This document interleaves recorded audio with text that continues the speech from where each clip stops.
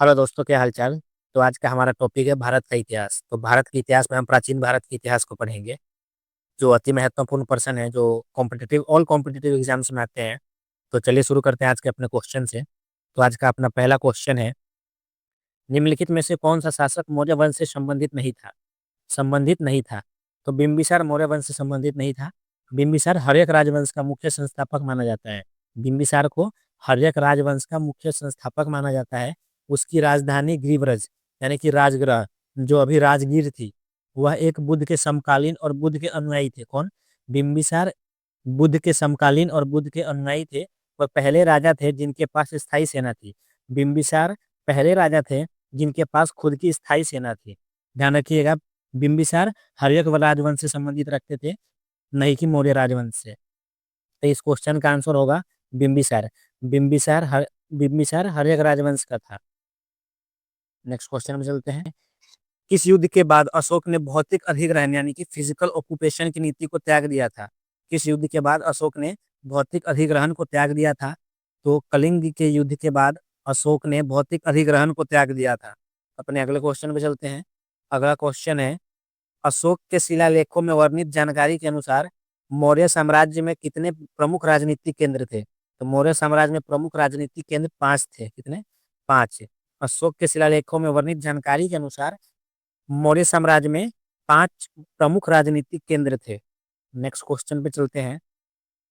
Next question है, Seleucus ने Seleucid Maurya युद्ध यानी कि सेल्यूकस ने सेल्यूसिड मौर्य युद्ध के दौरान किस शासक के खिलाफ युद्ध लड़ा था? ये चंद्रगुप्त मौर्य के खिलाफ युद्ध लड़ा था। चंद्रगुप्त मौर्य के खिलाफ युद्ध लड़ा था। नेक्स्ट क्वेश्चन है, साम्राज्य में कई शहर थे, निम्नलिखित में से कौन सा शहर सबसे दक्षिणी छोर पर था? तो मौर्य साम्राज्य में कौन सा शहर सबसे दक्षिणी छोर पर था? ये ब्रह्मगिरी थी। कौन? ब्रह्मगिरी मौर्य साम्राज्य में सबसे दक्षिणी छोर पर था। अगले क्वेश्चन में चलते हैं। अगला क्वेश्चन है, मौर्यों द्वारा नागार्जुनी गुफाएं निम्न में से किस संप्रदाय को दान दी गई थी? तो नागार्जुनी गुफाएं ये आजीविका को दान दी गई थी। इसे आजीविका को दान दी गई थी। नेक्स्ट क्वेश्चन पे चलते हैं।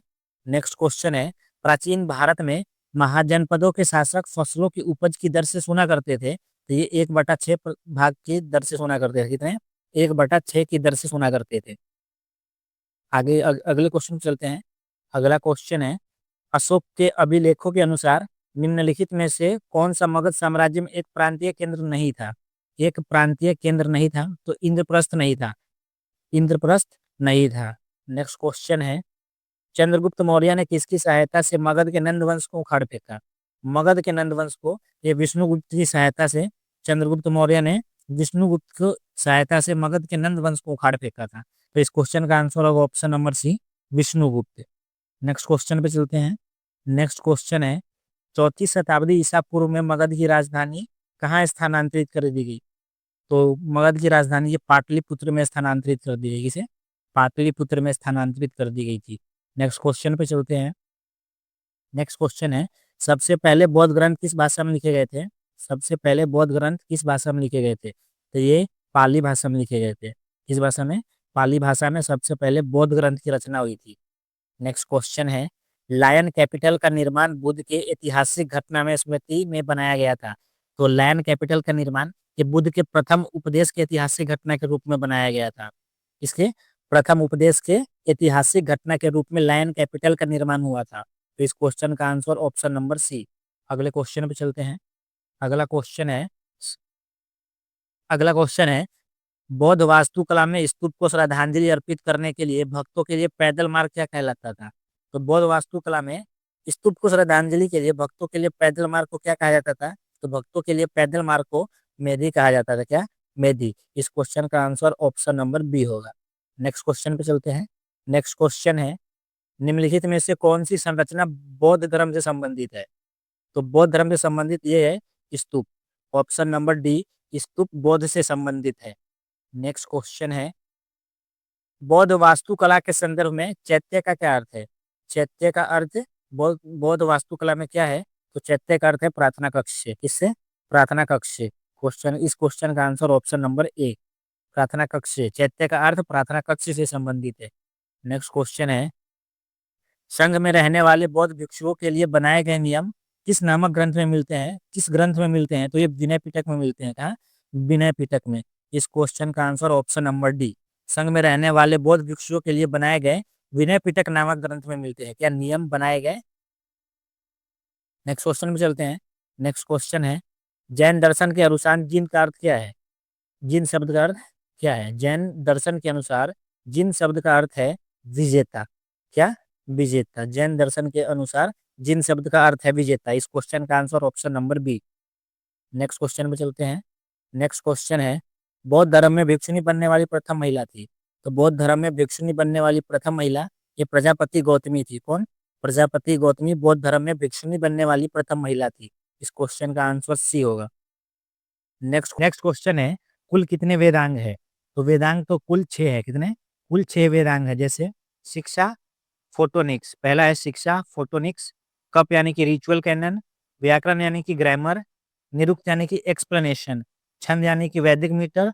और ज्योतिष यानी कि एस्ट्रोलॉजी। ये 6 वेदांग है। कितने? ये 6 वेदांग है।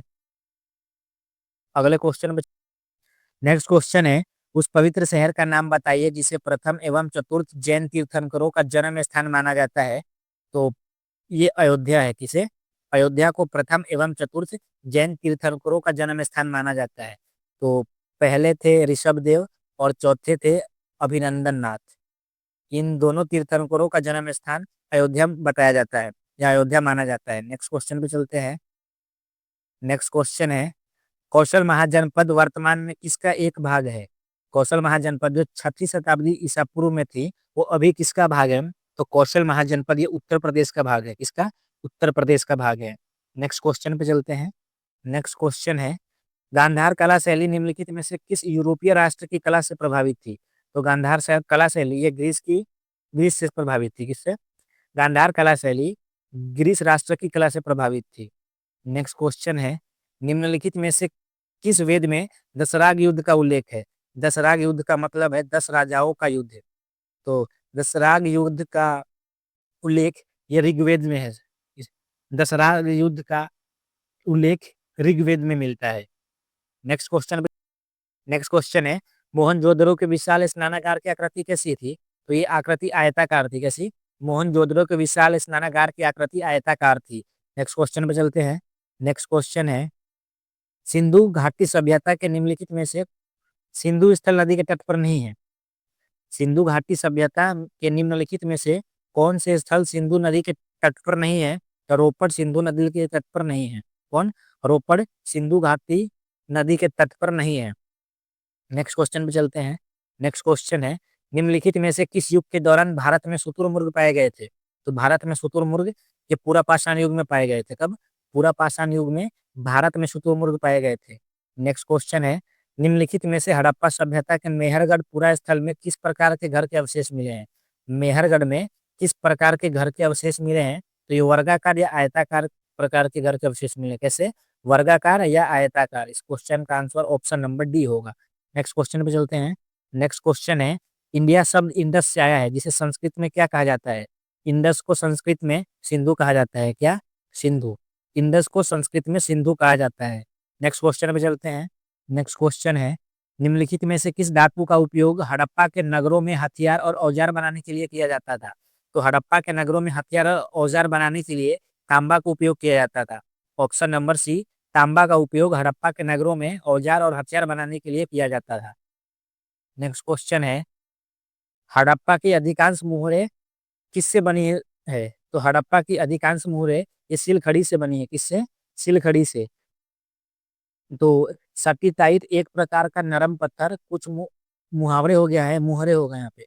कुछ मुहरे टेराकोटा, सोना, सुलेमानी, चट, हाथी दांत और चीनी मिट्टी से भी बनी थी। पशुपति मुहर और गेंडा मुहर दो महत्वपूर्ण मुहरे थी। हड़प्पा की दो प्रमुख मुहरे ये पशुपति मुहर और गेंडा मुहर थी। ध्यान रखिएगा। नेक्स्ट क्वेश्चन पे चलते हैं। नेक्स्ट क्वेश्चन है, प्रारंभिक वैदिक काल में धनवान व्यक्ति को किस नाम से जाना जाता था? तो प्रारंभिक वैदिक काल में धनवान व्यक्ति को गोमत नाम से जाना जाता था। किससे? गोमत के रूप में जाना जाता था। इस क्वेश्चन का आंसर होगा option number A. Next question में चलते हैं। नेक्स्ट क्वेश्चन है, पूर्व मीमांसा स्कूल का फिलोसफी की स्थापना प्राचीन भारत में किसके द्वारा की गई थी? तो मीमांसा स्कूल का फिलोसफी का स्थापना ये जैमिनी द्वारा की गई थी। इसे किसके द्वारा? तो जैमिनी द्वारा। इस क्वेश्चन का आंसर ऑप्शन नंबर बी होगा। नेक्स्ट क्वेश्चन पे चलते हैं। नेक्स्ट क्वेश्चन है, संस्कृत भाषा किस भाषा परिवार का हिस्सा है? तो संस्कृत भाषा ये भारत यूरोपीय परिवार का हिस्सा है। संस्कृत भाषा भारत यूरोपीय परिवार का हिस्सा है। इस क्वेश्चन का answer option number B. Next question है, निम्नलिखित में से कौन भारत में पुरातात्विक महत्व का एक पुरापाषाण स्थल है? तो ये हुसंगी है। हुसंगी क्या? हुसंगी। इस क्वेश्चन का आंसर ऑप्शन नंबर सी। अगला क्वेश्चन है, माइक्रोलीथ का इस्तेमाल प्रारंभिक मनुष्य द्वारा किया जाता था। तो किस लिए किया जाता था? ये पत्थर के औजार बनाने के लिए किया जाता था। माइक्रोलीथ का इस्तेमाल पत्थर के औजार बनाने के लिए किया जाता था। इस क्वेश्चन का आंसर होगा ऑप्शन नंबर डी।